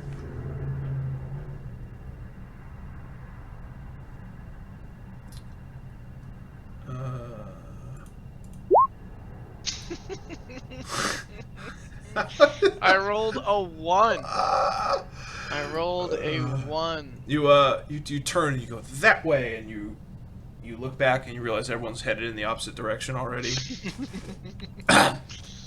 Right. Jackson. Hello, little Jackson. What's up, buddy? Yeah. What are you doing, dude? I just working on a pier. Working on the computer? That's pretty cool. He's like, no, give it back. But he's like using the camera to try and find him. Yeah, try to find He's it. answer locked, yeah. Ripped. Okay, Alright. so as you guys continue skulking through the woods, deeper and deeper, about 150 feet in, you hear like a snap of a twig breaking, and a small like rabbit or bird or something just takes off running through the bushes. Another few hundred yards, and you enter into this glade, another one that's totally like alight with this green flame in like a loose circle. It's almost like an oval. That's definitely not a natural thing. And it looks like if there was anything here, it'd be completely charred, like totally gone. It's just burning dirt, basically. Go ahead and roll again. Owie. Don't forget the bird too, Oh, the bird too. Mr. Darakb. We're all with him though too, so Yeah, right? We're everybody. just following along. Everybody's rolling. You guys are all like Transversing. Working together trying to find. Yeah, so that'd be This 9, looks necromantic in nature, it seems. 9 and 5. Pretty much, you get a good sense that that's witch fire. You would know from your studies. Oh. Interesting. Okay, so and as you're like standing in the middle of this burning glen, and you're just like, God, don't even have a clue. And each of you, you're kind of thinking, oh, maybe this way, maybe that way, and you see Valan squinting off in the distance, kind of through the flames. And with your dark vision, Brommus, you're able to see this like scrap of cloth that's like pinned to the side of a branch. And you follow it another, 50, 60 feet or whatever, and you get back on the path. And you see just a massacre that took place in this next section. Where there are three cultists, all dead. The leftmost man is completely bisected, cut in half, like on an angle, straight through. The one in the center, with his head still on, is just split right down the face. and a third man wearing similar like pants and boots to the cultist that attacked you in your cabin, who is completely fused into this tree, but only everything from the waist down is like sticking out of the tree itself.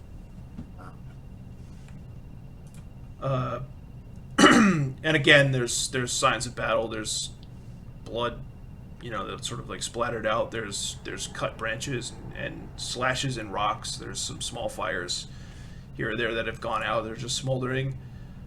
Everybody go ahead and make one more survival roll. That way! Dude. Like, I know I get a -1, but I had to roll a 2? Like, Yeah, I think it's that way.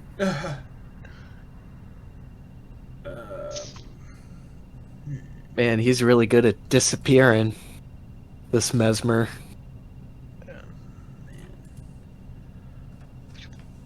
You guys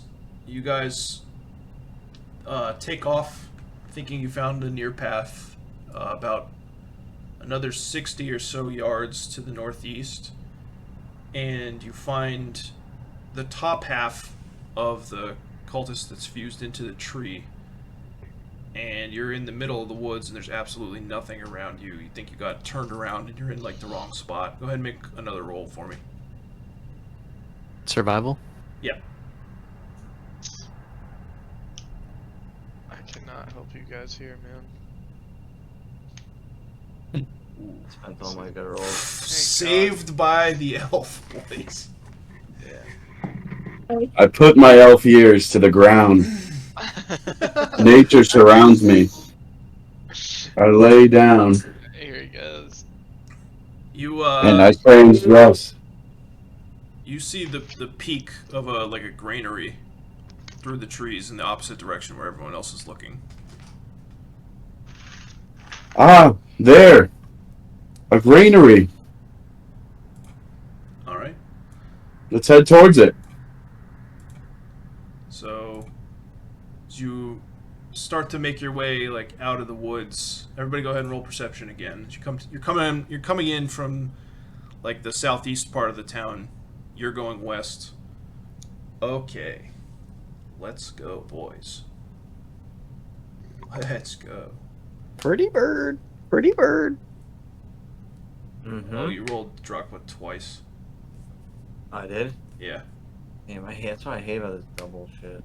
Did I do that earlier with his, survival? No.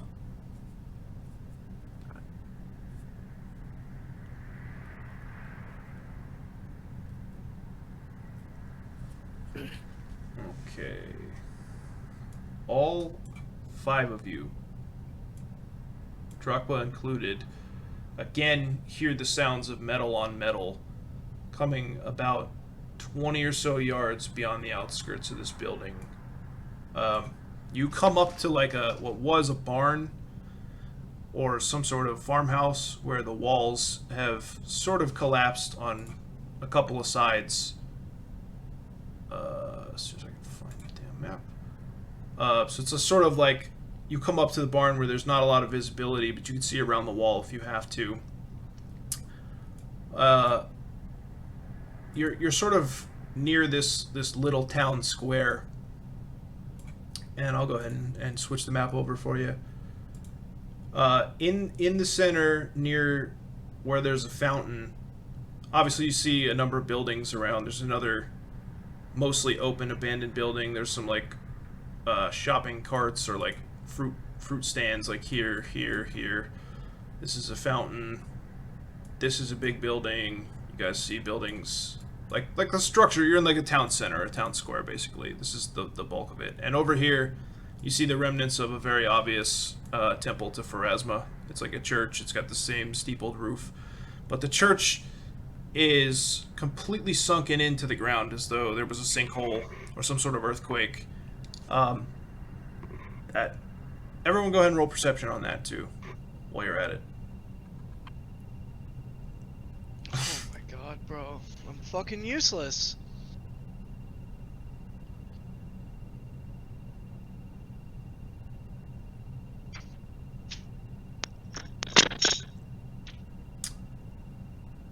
I was distracted by a young boy running by, hiding for cover. No, as far as you guys can tell, other than the very obvious thing we're going to get to in a second, the town is mostly, it seems, abandoned. Brommus, you can see that whatever happened to that church, whatever caused it to fall apart in such a manner, had to have been, months, if not maybe years ago, where there's like grass overgrown and rocks and rubble strewn about and all that. But obviously, in the center of the town, near these fruit stands, between them and the fountain, you see Petros and a man matching the description that Valan gave you guys of the man in bone armor with the big black cloak, the dreadlocks, the bone piping. Except he's wearing this hood. Everybody go ahead and make a will save. It's made of what appears to be living, writhing flesh of not his. Almost like a burlap sack, but it's alive and it's wiggling and stretching out. Oh boy. That's not good. All four of you, with the exception of Darakb, are shaken by the sight of this unholy visage. And I gotta roll too. Oh, yes. Okay, we're good. Except for Brommus, who rallies, who just grips his axe tighter. Oh, sorry, I didn't see that. Oh, that wasn't you guys, so somebody else. Sorry. Okay. As you guys kind of come around the corner of this wall and see all of this, this man and Petros are both double the size of a normal human. Each of them are, you've seen Petros before. He's literally twice as tall. Oh, I don't know if Jared can hear. Are they like posturing up? No, they're fighting. They're like mid-swing, like bing, bing, bing, bing, bing, bing, back and forth. Jared said he's good. He can hear us. Okay, yeah. They're both denser and broader than normal, but they're double. Like Petros is twice as tall as he was when he left the train. You guys can roll Arcana on that if you want. Oh yeah, I got this. You're -2 because of the shaking. What'd I say? Let's go. Widegrowl knows so much about magic, dude, for a dude that just pummels people with his You've never heard of a muscle wizard? really, man. I'll show you a muscle wizard. What the? Each of you have heard of this in your various dealings with magic or studies, that they're under the effect of an enlarged person spell. And they're moving like super rapidly, like back and forth, bing, bing, bing, bing, bing, bing, bing. And it looks like Petros is losing. Like he has a sword in one hand, and he's boom, boom, boom, boom, boom, against this much larger ranged, really grisly spear that has like barbs sticking out of it. It's dark, oily black, and he missteps, and he's about to get stabbed through. And he drops to one knee and he touches his head like this, and the two of them completely freeze in place where they're at and start convulsing in place. You guys can roll Arcana again.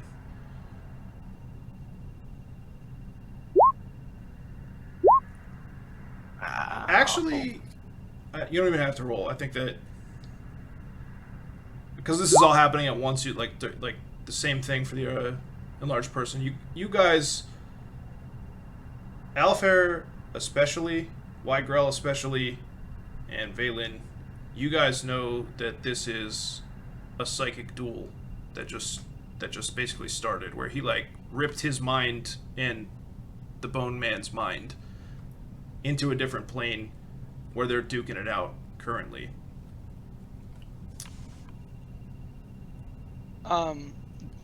Do I know that, like, he can't move at this moment, right now? Neither of them can move, and if anything were to happen to their physical bodies as this is happening, they would probably both be killed. Oh. The DM knew what you were thinking, bud. Yeah. No, we can't do anything about it. Not at the moment. Can we move forward and get some more vision in the town? Yeah, you guys can. I'm, posture him down. I may have missed this, but do we see the Book of the Dead anywhere? Make a perception check. We're gonna spread out over here, kind of scan the area.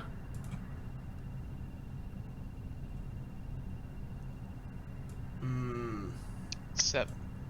nowhere visible that you can see. Although I don't think he has any way to.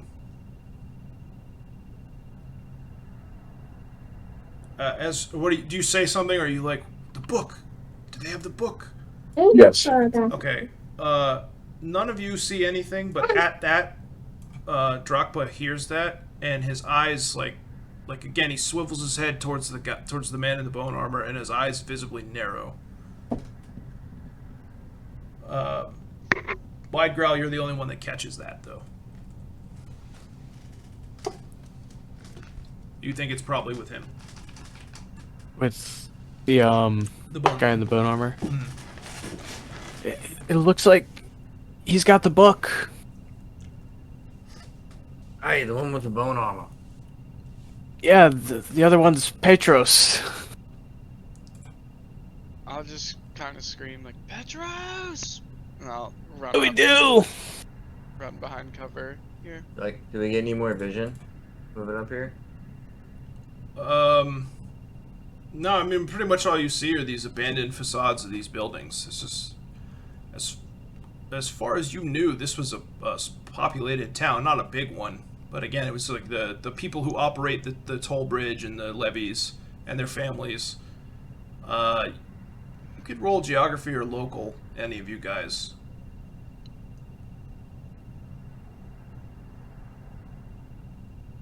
I'm not gonna roll because I don't know where the fuck I'm at.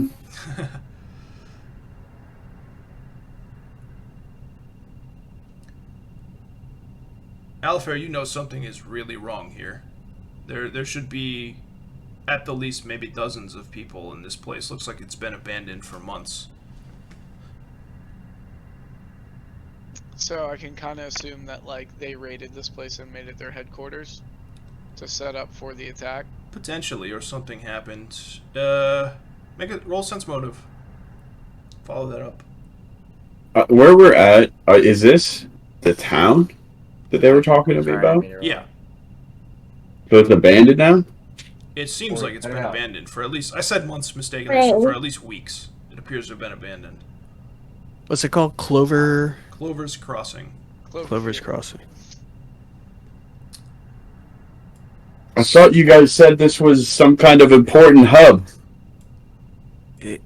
It was.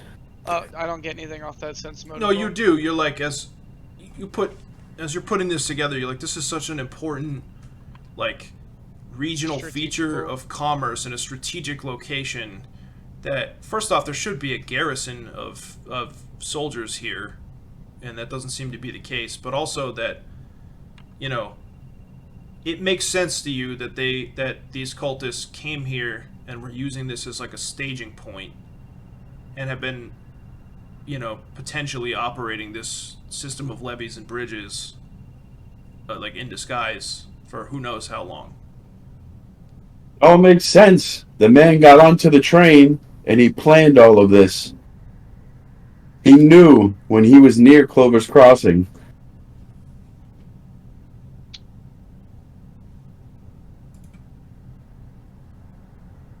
Interacting with their bodies at all will awaken them or harm them. It not necessarily, like depending on the interaction, but distracting Petros at the wrong moment could cause him to like stroke out. You know that from your understanding of psychic lore and arcane lore. That this is like a tenuous, really dangerous thing that you don't just do willy-nilly. If you interfere, there's a lot of risk. You potentially roll Arcana again too. Everyone? Yeah, all you guys can. Well,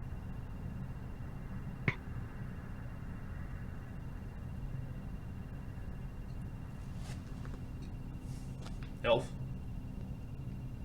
Okay.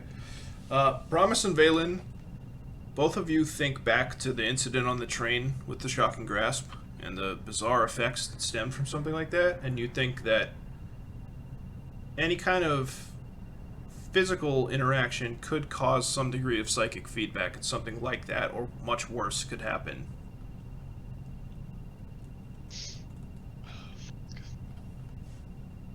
What do we do? Do we attempt to retrieve the book? Do we let them duel it out? I'll kind of, like with my knowledge, scream like, "Don't touch them! This could become unstable. We have to let him fight. We should check the town to see if there's anyone else here. There's something very wrong." And I'll kind of look over at the church. Alright, do you want to go over there and investigate? Yeah. Okay. Anybody else? Yeah, I follow behind him. I'm right next to him. I keep an eye on Petros and I'm sitting guy next to, and Bone Armor guy. I'm Okay. sitting next to my bird. Go ahead. Roll perception. For both you two, roll perception on the church. Come on, man. Ah. Oh, beautiful. Oh. Yeah. Finally, dude. As you're both looking over these ruins, you both think something like this shouldn't be able to happen. This is sacred ground, and out of character for a moment here, just being a little meta. In the world of Pathfinder, obviously gods are real, and they interact with their followers. They have very real magic, and they exist. They're tangible beings that exist. Back in character, sanctified ground should not be able to be subject to these kinds of, like, disasters or effects without some serious power being thrown into it. Like some kind of big-ass ritual or something that would essentially, like, desecrate a temple and cause it to have negative effects to anyone that lived in it or visited that place or anything like that. And it's not something that any particular deity would, like, let happen. So both of you guys are like, this place had to be desecrated in some form for this to take place.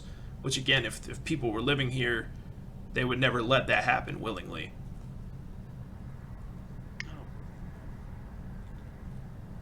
And we don't see anything, like, specifically in the church, like... But again, it's just like the shell of it, where the bulk of the church is just down in this 30-foot pit of rocks and debris and such. As you guys are looking there, John, before you move, I'm gonna put you back over here for a second. I was kind of scared, so I went to go pet. I'm gonna go pet the bird. Everybody roll perception again. You two don't have to. We'll keep yours the same. Keep it like a global roll. I don't think the bird needs to roll on this. Nah, I think Really wouldn't make sense. yeah, I think you'll see it. As you guys are, like, poking around the church, and Widegrowl, you're, like, looking around really shifty. The two of them come out of it at the exact same time with a gasp, and they both lunge at each other really quickly in a big strike, and Petros misses, and the man in the bone armor stabs the spear down hard into the meat of Petros' thigh, and he screams as it happens, and the man chuckles to himself like, let me read my script, hang on. He says, "Oh, you were a worthy opponent, old man. I do hope we meet again." And he pats his coat, and as he does, you guys see the outline of a big, kind of rectangular shape underneath the leather. And he looks back to him and he goes, "Truly, I do. But now I must bid you all a fond farewell." And he sprints over past the fountain, again, much faster than a human should. Especially one who's now double a normal human being's size. And as he does, he pulls out something from his coat as well. Everybody go ahead and roll perception.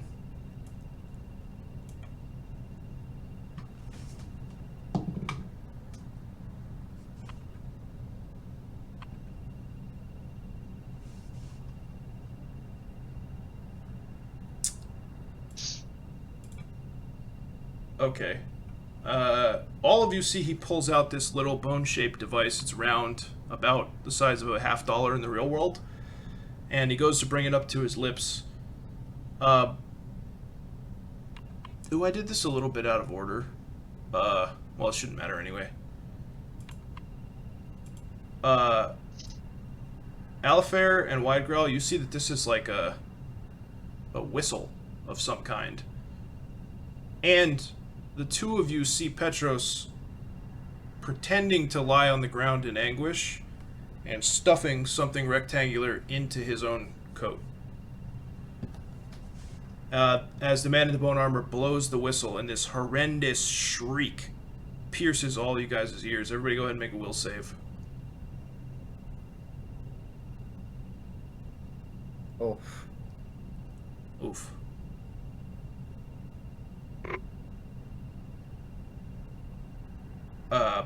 All of you are horrified at this, but Brommus, you're literally stunned for a brief moment.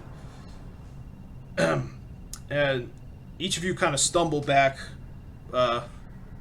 If you were planning on giving chase or anything, it would have been extremely difficult. It's almost like you were knocked down by this like dog whistle that got blown. And the man takes off running, where you guys can see on the horizon like a waiting carriage that has a driver, and he just sort of disappears out of frame. Everybody go ahead and roll perception one last time.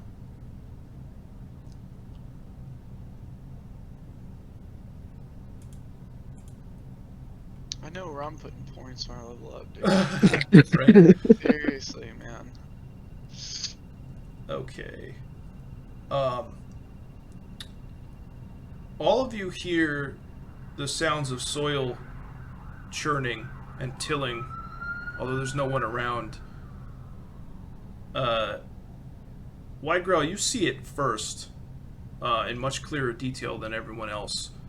But as the after effects of the whistle, they sort of echo around these abandoned buildings and these old walls and all that, and it eventually comes to a halt.